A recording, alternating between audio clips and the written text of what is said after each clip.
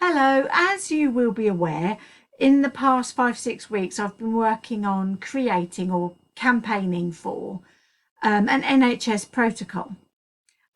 This video is going to relate to the limitations of the NICE guideline because I've noticed that quite a few people in the UK and overseas aren't sure why the NICE guideline isn't enough, why it's not being adhered to, and there are multiple reasons.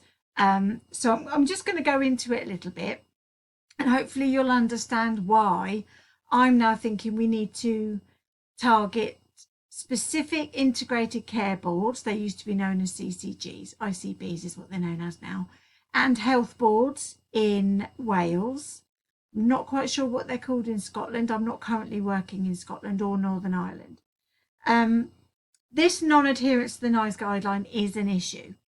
But to be clear, since the day that the NICE guideline was published in October 2021, I've said it's a compromise, it's not perfect, there are areas where the patient is not centred. You can see where different schools of medicine have had their input and the compromise is more weighed in their favour than ours, the community. So I've never been 100% happy with it. However, I do understand the point of view that it's progress. Somewhere says that CBT should not be recommended as a treatment, and graded exercise therapy shouldn't be anywhere near ME. But it doesn't go far enough in terms of saying exercise is an absolute no-no, unless that patient fully understands their own fluctuations and feels ready to tackle increased activity. I don't think the wording is quite right, but there was progress. So let's seize the positives. However, since then, so many ME charities are regularly saying we've had to contact this clinic because they're not adhering to the NICE guideline, this ME CFS clinic because they're not adhering to this that's stated in the NICE guideline, they're offering graded exercise therapy. Be clear, thousands of ME patients are still being told to increase their activity in 2024, 3 years, well, 2.5 years after the NICE guideline was published. So there's limitations. And I remember at the time, the General Medical Council said there is nothing we can do to officially enforce guidelines because they are just guidelines, guidance, advice. But if you feel that a clinician has gone against these guidelines, report them to us and we will ask them to justify their clinical decision. Well, in my mind, that's not adequate because by then, an ME patient has already been significantly negatively impacted. It's too late. We need to do something that's preventative rather than reporting someone after the harm has been done. And then I started wondering, actually, if we reported them to the GMC, how much do they have to adhere to the NICE guideline? Let's have a look. So somebody sent me a research study, but it was dated back in 2018, and it did say there is an updated version of this that's won awards from 2020, 2021. And I thought, well, that's more up to date. So I got that through this morning. And I'm just going to take you through it. And it talks about the NICE guidelines and what its limitations are. And hopefully, when I go through this, you'll see why I personally believe that we need to stop pushing so hard for this national thing that doctors are never going to fully adhere to without a law in place. And as this article says, if you basically say that a guideline is the absolute in law, it means that you can never take anyone to court because the guidance is the absolute, even if it didn't fit in that particular instance, which, although it doesn't match with my ME advocacy, I understand. Anyway,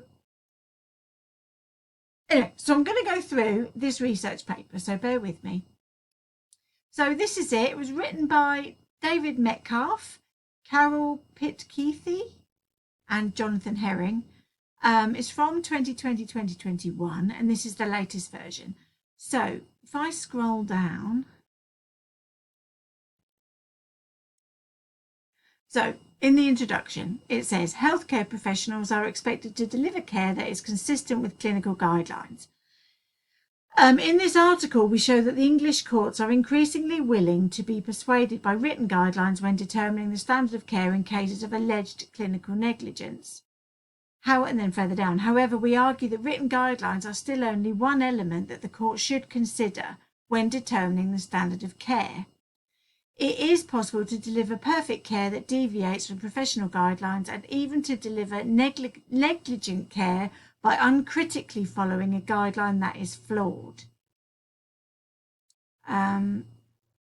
So, and then again they say, we further argue that written guidelines are relevant beyond defining the accepted standard of care. This is because the decision to deviate from the guidelines suggests the existence of multiple approaches that should be discussed with patients as part of ensuring informed consent.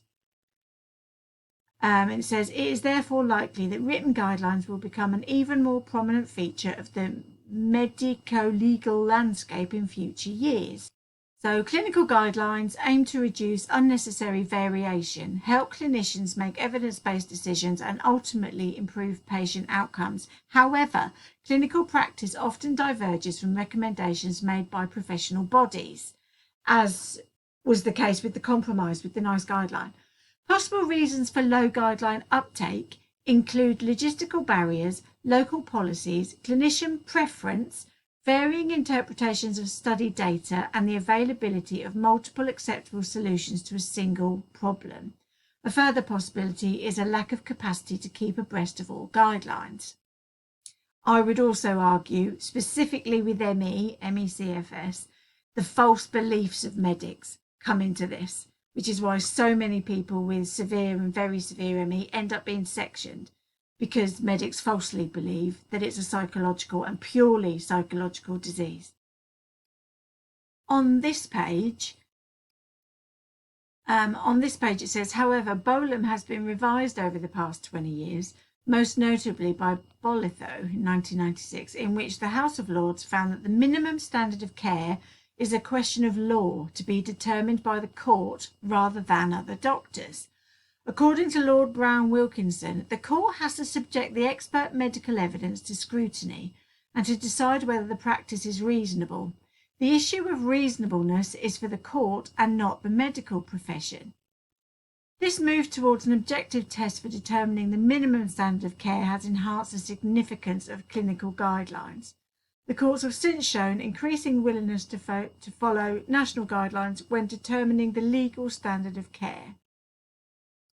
In this paragraph, it goes on to show an example. It's not ME, but just to show you how it would work. So in Fotidar, the court assigned greater weight to guidance from the Royal College of Obstetricians and Gynecologists than to expert witnesses when determining whether it was acceptable to perform a vacuum extraction delivery before the cervix was fully dilated. In explaining his decision, Mr. Justice Gray said, protocols such as these appear to give valuable guidance as to what is and what is not acceptable practice. Unsurprisingly, there is an increasing tendency for claimants to argue that divergence from guidelines is prima facie evidence of negligence. Sorry for the pronunciation. I did say I'm not legally experienced. But I think that's where we are right now with the NICE guideline. When they're not adhered to, including me, our community says this is clinical negligence because they're not adhering to the NICE guideline, when actually in law, they don't have to. If they can explain, well, I thought this was wrong, or I ordered those tests because I believed they had X, Y, Z. When actually what we know is if you put a very severe patient through test after test after test in a clinical hospital environment, they will deteriorate. That's why in the NICE guidelines it says don't do it. Only someone that doesn't understand ME would do that. It's important for clinicians faced with conflicting guidelines and recommendations to pursue actions that may prove to be unlawful. I posted about this yesterday because I saw I can't remember who it was, somebody had written an article and it said, oh, it was Dr. Nigel Spate, paediatrician, who specialist in ME, said, unfortunately, nurses often have to unlearn routine, standard processes and procedures when they're dealing with very severe ME. Because what you would normally do as standard practice is actually harmful for someone with severe and very severe ME. So in terms of conflicting guidelines and recommendations, there is a clash between existing processes and protocols and what it says in the NICE guideline. That's another reason why it's not adhered to. So the doctor is making a decision given two choices, but if that doctor doesn't know anything or much about ME, then it's the patient that suffers. It is likely that the weight accorded by the courts to a written guideline will be influenced by its origin and the process by which recommendations were developed. For example, it has been proposed that NICE recommendations occupy a special tier in the hierarchy of written guidance because of their central authority, wide reach, and the extensive guideline development process. NICE guidelines are usually developed over a period measured in years and involve a wide range of experts and stakeholders. Other commentators have suggested that documents published by the government, NHS, and professional regulators may carry more weight than those issued by organisations such as the BMA. Sorry, I know this video is long and wordy, but I wanted to give a wider, this is why not doctors don't have to adhere to the NICE guideline. But I would also say this is why the NICE guideline for ME/CFS took over 3 years, nearly 4. And it was so controversial at the time because it was very hard to get a compromise agreed. Because there were such a wide selection of people sat around that table. You know, there were so many different viewpoints, and obviously you've got psychologists who are adamant that CBT and graded exercise therapy is like the way forward, and then you've got all sorts of people, charities, patients, patient advocates. So that's why it's so highly regarded, because it had so many different viewpoints and it was a compromise. However, because it was a compromise, a heck of a lot of schools are not adhering to it, and they are actively discouraging their members to not follow it.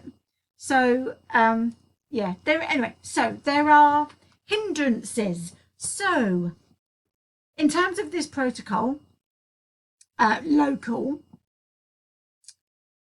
it can't just be me saying this is what needs to be done for people with severe, very severe ME within an NHS hospital. It's going to have to be worked on by a group of people. And that's why I went initially to the Secretary of State to say, we need this, because in theory, it's within her power to speak to the ME task force, to speak to NHS England and all the Royal Colleges. And obviously I want to be part of the work because it's my campaign, but there's going to be a lot of people working on it to give it the clout that it needs to give it a better chance of being implemented. But the NICE guideline is not 100% legally enforceable. I don't think any guideline would be. And that's why I'm now thinking about doing a local ICB protocol, so that it's a case of, if you have a very severe patient under your care, this is what these specialists suggest you do. Obviously using legal language, but it's something that I'm working on, because I don't think that the NICE guidelines are enough on their own. We need lots more guidance, in my view. So if any of you are medically trained or legals, I would be very grateful, because I think this is going to be a big project. I've also had another idea of something, but I want to make sure I know what I'm doing before I mention it. But in terms of bringing about better care for very severe patients and severe patients in hospital, and all of us, because let's face it, every single one of us deteriorates as a result of going into a hospital, whether you're on the milder end of the spectrum or the very severe. Obviously, very severe is much more dramatic, and has a massively more negative impact. That wasn't English, apologies. A much more drastic impact on that patient. But yeah, so there you go. I hope that article helped to explain kind of where the NICE guideline sits, and why I believe we now need protocols, other guidelines that are NHS specific, hospital specific, region specific. I am trying to get my foot in the door. Well, I've got my foot in the door in Wales. I'm trying to work on it in Wales, and I'm trying to work on it in England. So yeah, lots of love, everybody, and I'll catch you later.